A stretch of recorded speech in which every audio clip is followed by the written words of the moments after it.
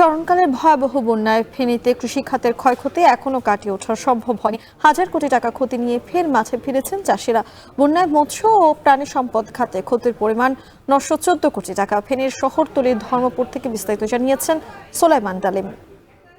আমরা যেখানটা দাঁড়িয়ে, এটি ফেনী শহরের ধর্মপুর এলাকার একটি মিশ্র যে ফল বাগান, সেই ফল বাগান। এখানে তিনজন উদ্যোক্তা মূলত এই খামারটি প্রতিষ্ঠিত করেছিল। গত যে বন্যা পরিস্থিতি, বিপর্যয়কর বন্যা যেটি পুরো জেলায় বিপর্যয় সৃষ্টি করেছিল, সেই বন্যায় এই খামারটিতেই শুধু ক্ষতি হয়েছে 1 কোটি টাকার বেশি। আমাদেরকে উদ্যোক্তারা যেমনটা জানিয়েছেন যে বন্যার আগে এই বাগানে পেয়ারা, মালটা এবং ড্রাগন সহ প্রায় 1 কোটি টাকার যে ফলন সেটি ছিল, যা বন্যা পরিস্থিতিতে ক্ষতির সম্মুখীন হয়েছে। শুধু এই যে খামার এটি কিন্তু নয়, ফেনী শহর এবং ফুলগাজী, পরশুরাম, ছাগলনাইয়া, দাগনভূঞা, সোনাগাজীর কৃষিতে ব্যাপক ক্ষয়ক্ষতি সাধিত হয়েছে। আমরা কথা বলেছি যে যেসব দপ্তর রয়েছে, দপ্তরের সাথে তারা আমাদেরকে যেমনটি জানিয়েছেন যে ফসল, প্রাণী সম্পদ এবং মৎস্য খাত মিলে ফেনীতে ক্ষতির যে পরিমাণ সেটি 918 কোটি টাকার মতো ক্ষতি হয়েছে। এর মধ্যে শুধু প্রাণী সম্পদ খাতে ক্ষতি হয়েছে 396 কোটি টাকা। সব মিলিয়ে কৃষি খাতের ফেনীর যে ক্ষতি সেটি কত বছরে এখানকার মানুষ ঘুরে দাঁড়াবেন এবং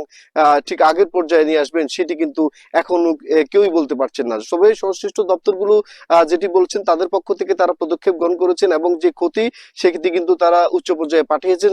তার আলোকে প্রণোদনা সহ অন্যান্য যেসব সহযোগিতা সেগুলো আসবে, আসার পরে তারা কৃষকের পাশে দাঁড়াতে পারবেন বলে তারা মনে করছেন।